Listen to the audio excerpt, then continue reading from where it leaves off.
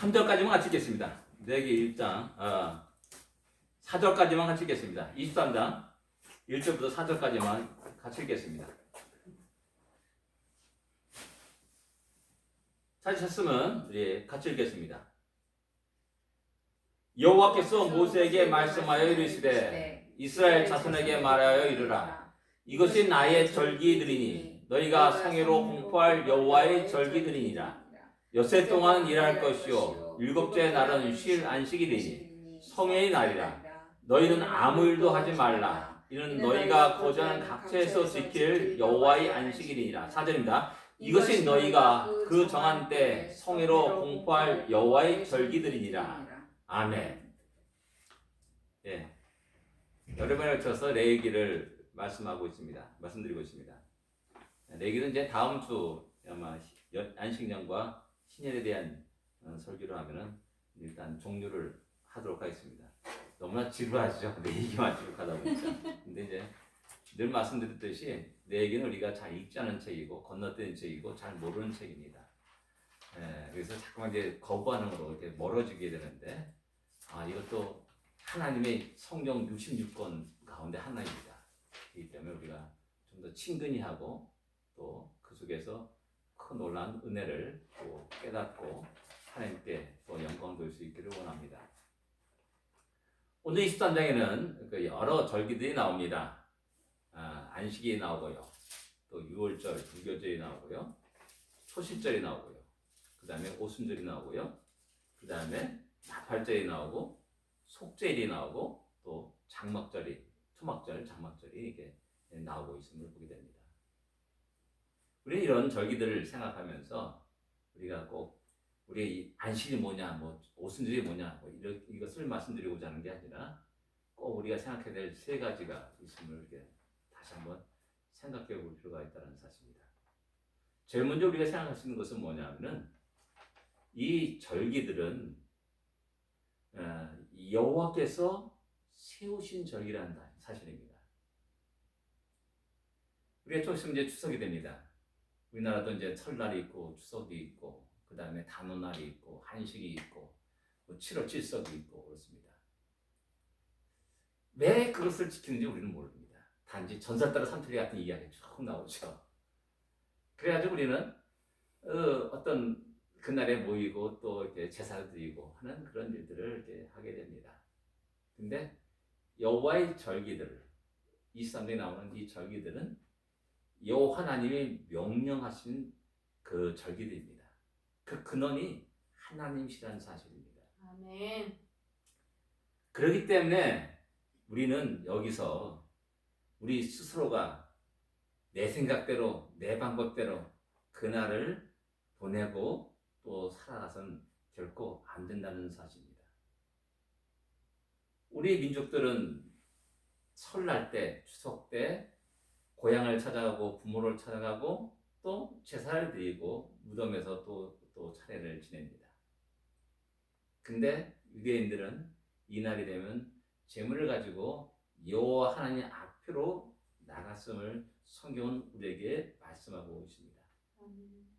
전능하신 하나님이 세우신 절기입니다. 우리를 구원하신 하나님의 세우신 절기입니다. 분명한 것은 이 날은 여호와의 절기라라고 성경은 분명히 말씀하고 있습니다.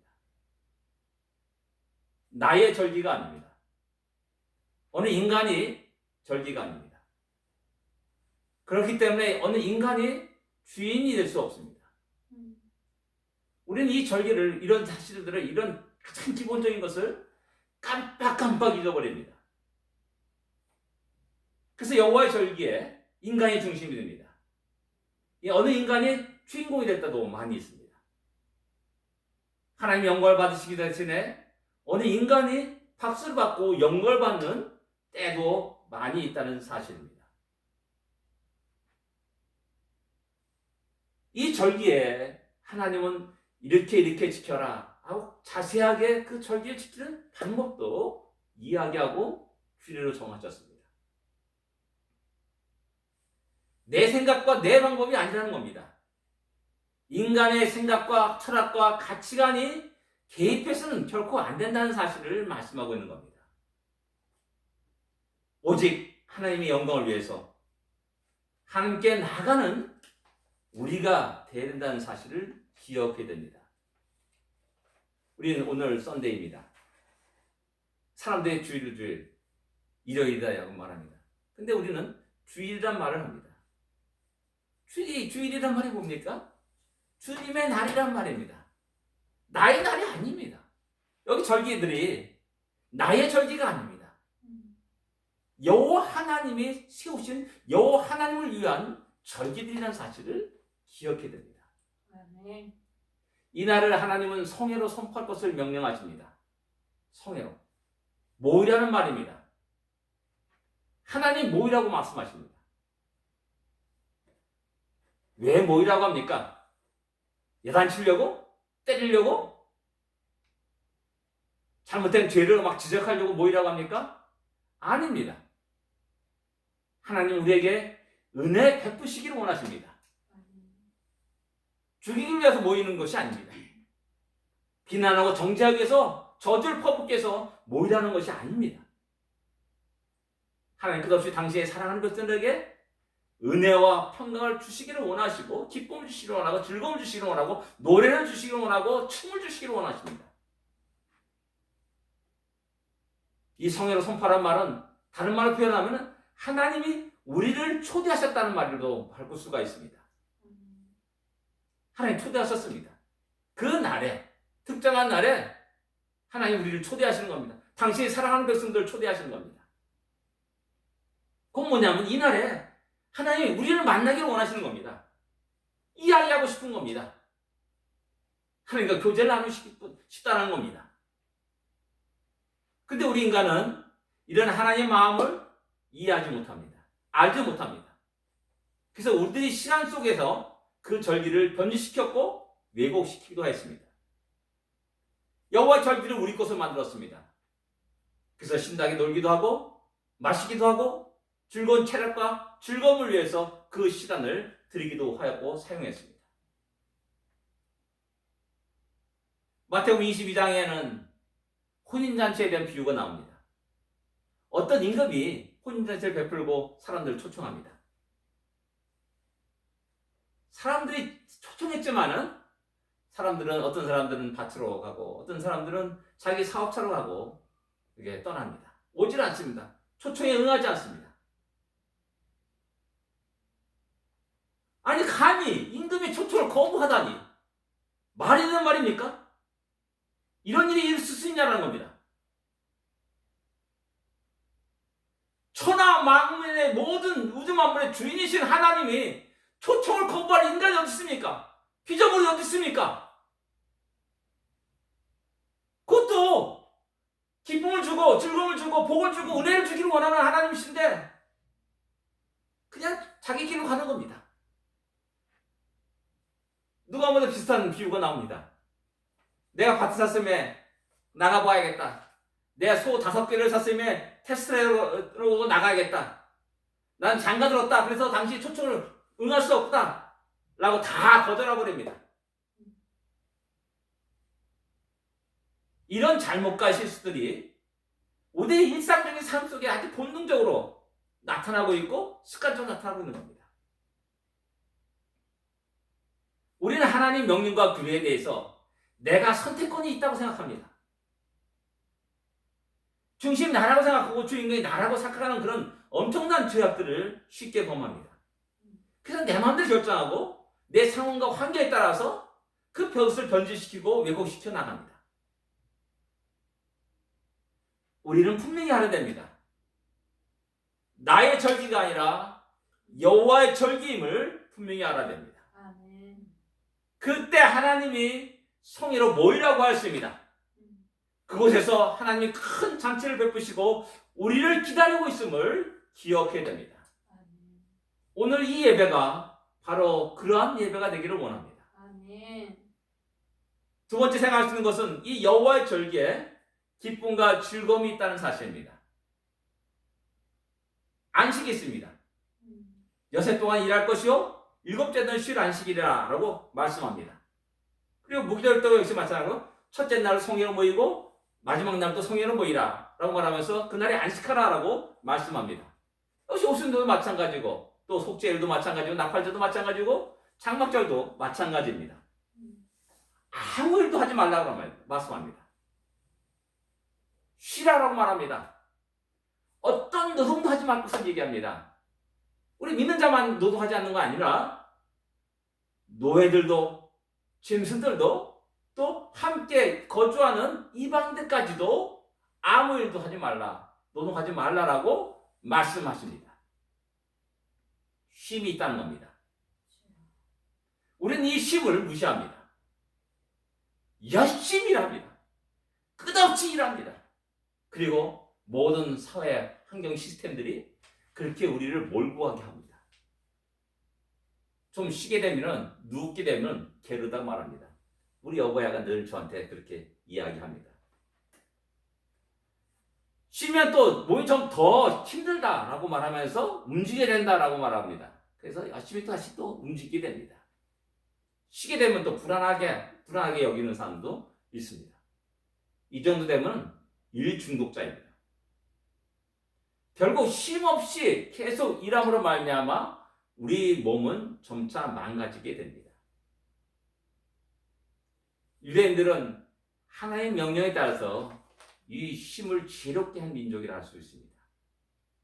쉼의 중요성을 알았던 민족입니다. 그들은 하루의 시작이 우리는 정오전부터 밤 12시부터 시작되잖아요. 근데 이들의 하루의 시작은 저녁부터 시작됩니다. 자는 것부터. 예. 그래서 쉼부터 한다는 것이 굉장히 중요합니다. 하나님도 여세 동안 천지만물을 창조하시고 6일째 안식하셨다라고 창세기는 우리에게 증거합니다. 근데 우리가 뭐라고? 끝없이 2주 내내 열심히 부지런히 일하고 살아갑니다. 우리 육체는 이런 창조 질서를 거부하게 되면 질병에 시달리게 되게 마련입니다. 그래서 하나님이 주신 우리의 인생을 힘있게, 값지게, 즐겁게, 보람차게 드리지 못하는 때가 많이 있다는 겁니다. 안식뿐만 아니라 즐거움과 기쁨의 절기임을 우리는 확인할 수가 있습니다. 물론 대속죄 욤키프로는 예외입니다. 그날에는 자기 스스로를 괴롭게 하라라고 말씀하고 있습니다. 그러나 속죄일 외에 모든 절기들은 기쁨과 즐거움과 환희와 감격의 절기들입니다. 유월절, 무교절, 출애굽의 기쁨과 감격이 환희가 있는 날입니다.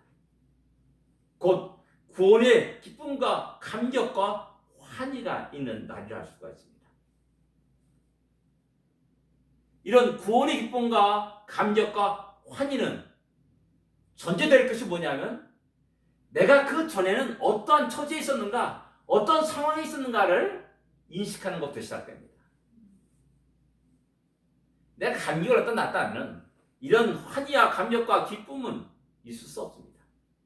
그러나 내가 암, 사기, 말기에 있다가 노란 젖에서 완쾌되어 따라간다면 그것을 덤으로 사는 인생이라고 누구나 다 말합니다.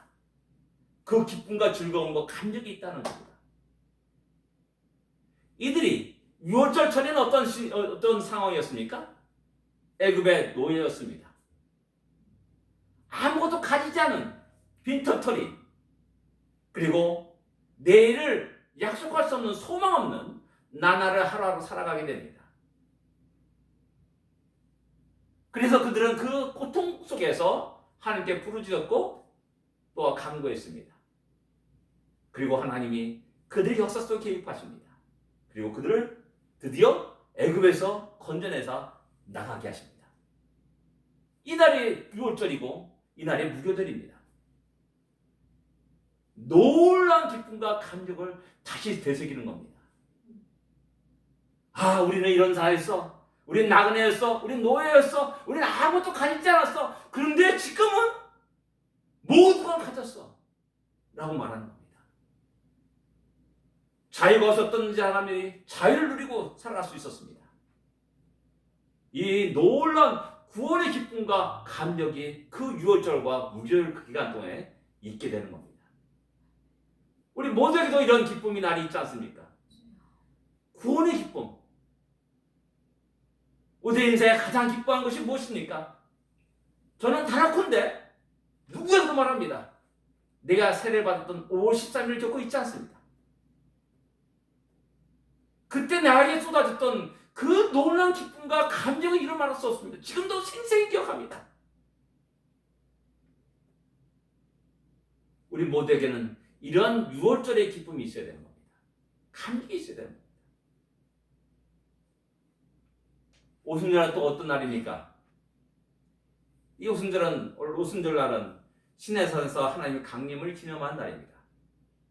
그리고 하나님 그들에게 십계명을 말씀하시고 계명을 말씀하시고 그 백성들과 언약을 맺습니다.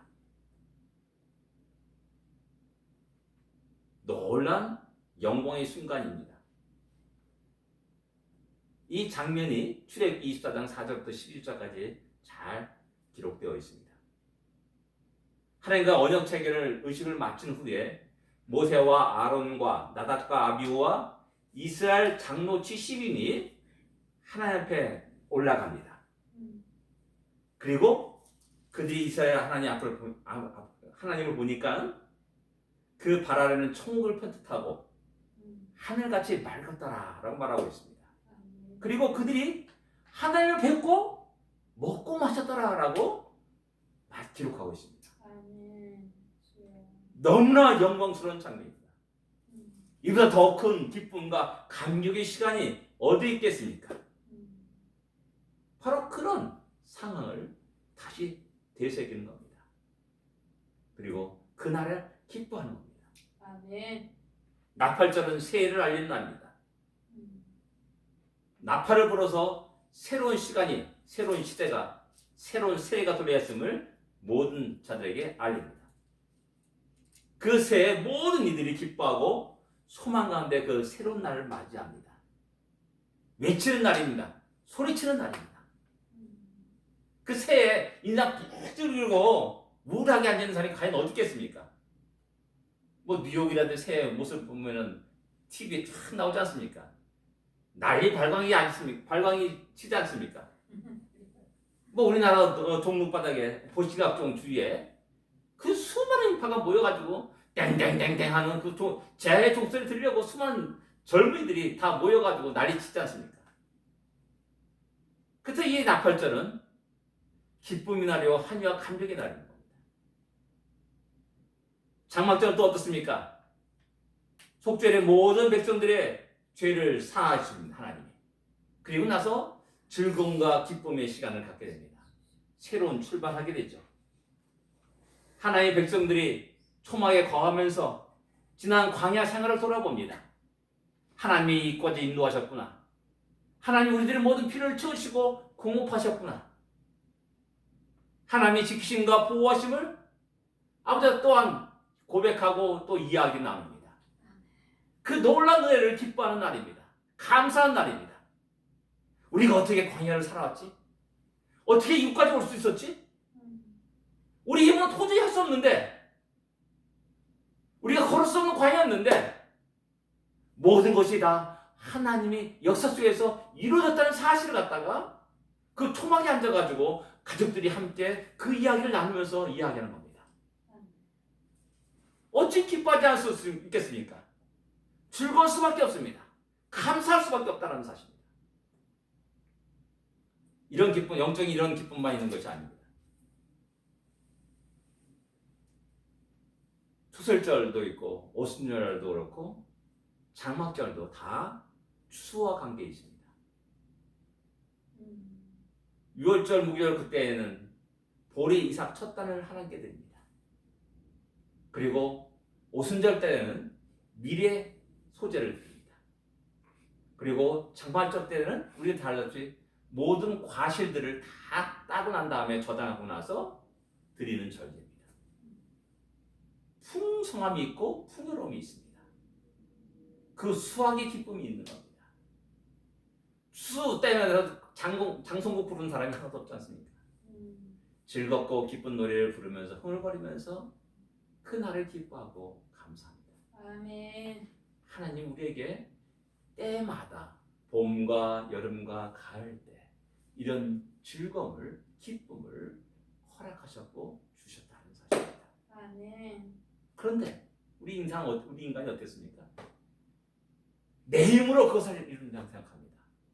내 지혜로 이룬다고 생각합니다. 내가 이것을 위해서 얼마나 많은 수고땀을 흘렸는지, 얼마나 많은 고생했는지, 얼마나 많은 비를 맞아야 되는지, 얼마나 많은 바람과 싸워야 되는지를 갖다가 이야기하면서 말합니다. 그런데 모든 것이 하나님의 은혜였음을 우리는 고백할 수 있을 것입니다.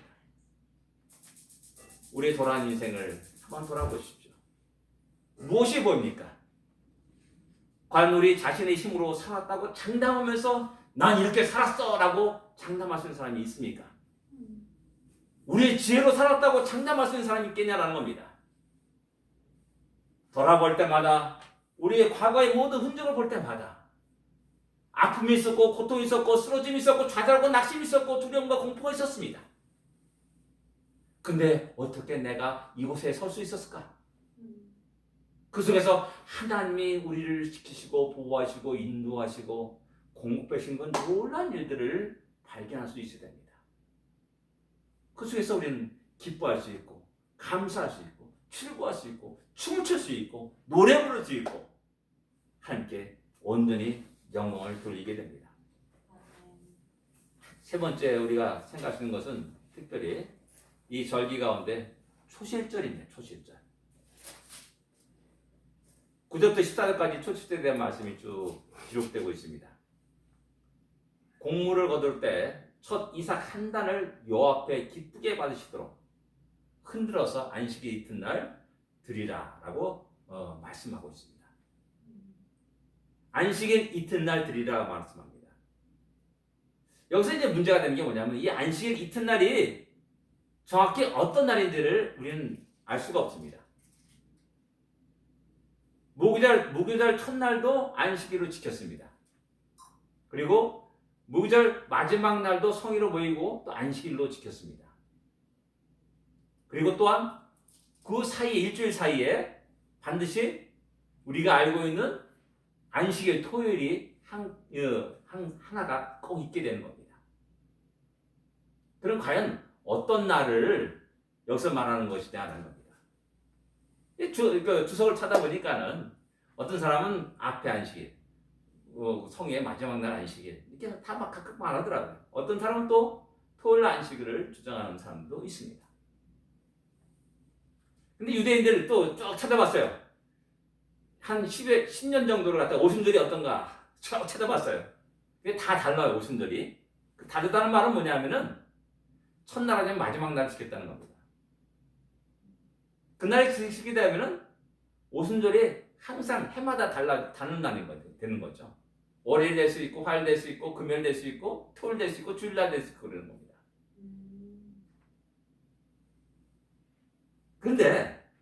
그런데 정확하지 않습니다. 근데 만약에 토요일을 그 안식일을 말한 것이란다면 초실절은 언제입니까? 안식 후 이튿날이니까 주일이 되는 겁니다. 오순절 어떻게 됩니까? 안식 후 이튿날 되니까는 또 역시 주일이 되는 겁니다. 좀 뭔가 들어오는 것 같지 않습니까? 우리 주님이 부하신 그날에 주일날에 초실절로 드렸다는 겁니다. 첫 이삭 한 달을 드렸다는 겁니다. 이것을 영적으로 생각하게 되면 우리 고린도서 15장 20절의 말씀처럼 그리스도께서 죽은 자 가운데 다시 살아나사 잠자는 자들의 첫 열매가 되셨다라고 고린도서 15장 20절에는 말씀하고 있는 겁니다. 역시 마찬가지로 오순절날, 주일날 성령 강림의 놀라운 역사가 주일날 또 일어났음을 우리는 알 수가 있습니다. 그래서 우리가 항상 우리가 그 성령 강림절 하면은 반드시 우리 주일날을 지키게 되는 겁니다. 오순절 해가지고 주일날 지키게 되는 겁니다. 하나님 또한 이것을 통해서 첫 것을 참 좋아하시는 하나님이라는 사실을 발견하게 됩니다. 첫 것을 기뻐하시는 하나님이심을 발견하게 됩니다. 가축의 첫 새끼 그리고 우리 가정의 첫 아들을 하나님이 자기 것으로 삼으셨습니다. 이와 마찬가지로 곡식의 첫 단을 하나님께 드리라라고 말씀하십니다. 14절에 보면은 너희 하나님께 예물 가져오는 그날까지 떡이든지 볶은 곡식이든지 생이사든지 먹지 말라라고 말합니다. 이것이 영원히 지킬 규례라고 말씀합니다. 그러니까 첫 이삭을 드리기 전에 그냥 내가 야 오늘 수확했다 우리 떡 해 먹자 해도 막 떡 해도 먹을 수 없다는 겁니다. 생이삭도 마찬가지입니다. 이삭을 잘라가지고 그냥 벽분이가 쓱 해도 털어서 먹는 일을 할 수 없다는 겁니다. 첫 이삭을 드리기 전에는 절대 아무것도 먹을 수 없다고 이야기하고 있는 겁니다. 명령하고 있는 겁니다. 이것이 대대 영원히 지킬 너희의 규례라고 말씀합니다. 그만큼 하나님은 이 첫 이삭을 기쁘게 받으시고 소중하게 여신다는 사실을 알 수가 있습니다. 이 첫 것은 우리에게는 너무나 귀한 것입니다. 또 너무나 사랑스러운 것일 수 있습니다. 어쩜 우리가 가장 귀하게 여기는 것이라 할 수가 있습니다. 그래서 우리 장남에 대한 그 애틋한 마음을 영원히 버리지 못하지 않습니까? 내게 너무나 큰 의미가 있는 겁니다. 나에게는 최고의 것이요 최선의 것이요 나에게 가장 큰 기쁨을 주었던 그 순간이기도 하다는 겁니다. 그런데 하나님은 이것을 드리라라고 말씀합니다. 한 단을 드리라고 말씀합니다. 여러분 이게 한 단 얼마 안 되지 않습니까? 작은 거예요. 별거 아니에요. 이게 쉬운 줄 아십니까? 아니에요. 나에게 의미 있는 한 단입니다. 내가 너무 아끼고 사랑하고 귀하게 여기는 한 단입니다. 그렇기 때문에 그것을 드리는 것을 인간은 주저할 수밖에 없습니다. 양의 많고 적음이 문제가 있는 게 아닙니다. 첫 것이기 때문에 내가 너무나 사랑하고 너무나 아끼고 너무나 소중하게 여기고 너무나 귀하게 여기고 너무나 의미 있게 생각하기 때문에 그것을 하나님께 드리는 것을 갖다가 주저하게 되는 것이죠. 그래서 우리는 언제나 하나님 앞에 인색한 삶을 살 수밖에 없는 겁니다. 그러나 잠언서 3장 9절에 이렇게 말씀합니다. 내 재물과 내 수산물에 처음 읽은 열매로 여호와를 공경하라. 처음 익은 열매로 여호와를 공경하라 라고 잠언서 3장 9절에 말씀합니다.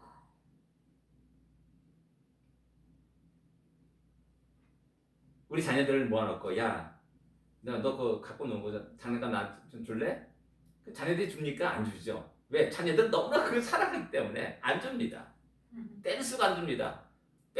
달려가 딱 뺏게 되면 울고 난리칠 수도 있습니다. 우리가 하나님 앞에서 이런 모습이라는 겁니다.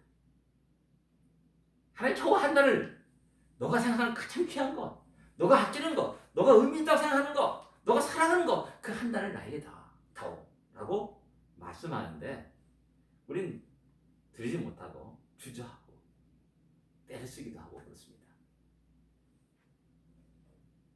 하나님이 우리 것을 빼앗기기를 원하시는 겁니까? 아닙니다. 우리에게 더 큰 기쁨을 주시고 더 큰 복을 주시고 더 큰 은혜를 주시기 위해서 그 첫 단을 하나님께 드리라고 명령하고 있는 겁니다. 영원한 규례라고 명령합니다. 우리 삶 속에 이런 첫 것을 드릴 수 있는 우리가 되기를 원합니다. 이 초실절의 또 다른 중요한 의미는 미래적인 소망을 주는 것에 있습니다. 여러분 이 상황을 한번 그려보시기 바랍니다. 이스라엘 백성이 지금 현재 어디에 있는 겁니까? 시내 광야에 있는 겁니다. 그들이 농사지을 땅이 있습니까? 그 땅을 소유하고 있습니까? 아닙니다. 땅 한 평도 없습니다. 뿌릴 땅도 없습니다. 또 물도 없습니다. 뜨거운 광야, 물도 없고 먹을 것이 없는 그 장소에서 하나님은 이 초시절에서 말하는 겁니다. 광야, 고생의 시간입니다. 절망과 두려움이 있고 걱정과 근심이 있고 불안이 있습니다. 의심이 일어납니다. 또 그래서 이스라엘 백성은 언제나 올 때마다 불안 해가지고 자꾸만 애굽으로 돌아가려고만 했습니다. 그렇죠? 왜? 그 광야 시간 자체가 불안과 걱정과 근심, 의심이 가득 뭉게구름처럼 일어나는 것이 바로 광야인 겁니다. 왜? 아무것도 없기 때문에 그렇습니다. 자기들이 가진 것이 아무것도 없기 때문에 그렇습니다. 보이는 건 모래밖에 없습니다. 바람밖에 없습니다. 황량한 어떤 가시덤불밖에 없습니다. 그런데 그들에게 내가 너희에게 주는 땅에 들어가서 너희가 곡물을 거둘 때 곡물의 첫 이삭 한 단을 제사장을 가져와라. 가져가라. 라고 이렇게 명령하고 있는 겁니다. 광야에서 너희가 미래에 차지할 땅을 말씀하고 있는 겁니다. 광야 아무것도 없는 땅에서 농사 지을 땅을 말씀하고 있는 겁니다. 하나님이. 이런 말씀을 들을 때 백성들의 마음이 어떻겠냐라는 겁니다. 하나님 뻥치지 마세요. 라고 말할 수 있습니다. 그렇죠? 하나님 희망 고문입니다. 라고 또 항변할 수도 있습니다. 한 번 섞지 두 번 섞습니까? 라고 말할 수도 있습니다. 그래서 백성들은 끝없이 어려움을 당할 때마다 옛 생활로 복귀하려고 했던 겁니다. 그러나 믿음의 사람들은 소망 속에 하나님의 약속을 부여잡고 오늘 참고 인내하면서 하나님의 인도하심에 묵묵히 믿음의 발걸음을 내딛게 되는 겁니다. 하나님이 가라고 하는 그 땅을, 하나님이 지시한 그 땅을 향하여서 묵묵히 발걸음을 옮기게 되는 겁니다. 우리는 너무나 지나치게 우리의 발 앞에만 보는 경우가 있습니다. 오늘 현실, 나의 현실만 보는 경우가 있습니다. 보면 우리 교도 마찬가지 않습니까? 병든 사람도 있습니다. 가난한 사람도 있습니다. 집 없는 사람도 있습니다. 오늘 이런 현실만 보면은 너무 답답합니다. 괴롭습니다. 좌절과 절망만 일어납니다. 불안과 초조만 일어납니다. 돈도 없습니다. 이럴 때 우리는 눈을 들어서 하나님이 제시한 그곳을 볼 수 있어야 됩니다. 아멘. 그곳에는 젖과 뿌리는 가나안 땅입니다. 농사 지을 수 있는 땅입니다. 아멘 주여. 농부가 씨를 뿌리고 물을 대고 땀을 흘리고 때가 되어서 나를 되어 곡물을 베는 기쁨 있는 땅입니다. 아멘. 여러분, 이 초시절은 우리의 끝없이 오늘 현실을 보지 말고 내일을 향하여서 하나님이 지시한 그 땅을 향하여서 달려갈 것을 우리에게 요구하고 있습니다. 아멘. 거기에 들어가가지고 그렇게 많은 수확을 거뒀을 때 그 중에 한 단을 나에게 바쳐 라고 하나님 말씀하고 있는 겁니다. 주님 감사합니다. 지나치게 돈 걱정할 필요 없습니다. 자식 걱정할 필요가 없습니다. 사업 걱정할 필요가 없습니다. 직장 걱정 내려놓으십시오. 두려움들, 좌절과 절망들을 내려놓으십시오. 그리고 하나님이 우리를 통해서 하시고자 하는 미래의 계획과 인도하심을 볼 수 있게 합니다. 아멘. 우리의 미래는 과연 어떻게 보이십니까? 하나님이 지시한 그 땅을, 그것을 봐야 됩니다. 아멘. 그런 자는 다시 일어납니다. 그런 자는 다시 믿음의 새로운 발걸음을 내딜 수 있는 겁니다. 아멘. 무엇을 보느냐에 따라서 우리의 삶은 180도 완전히 달라지게 될 겁니다. 아멘. 기도하겠습니다.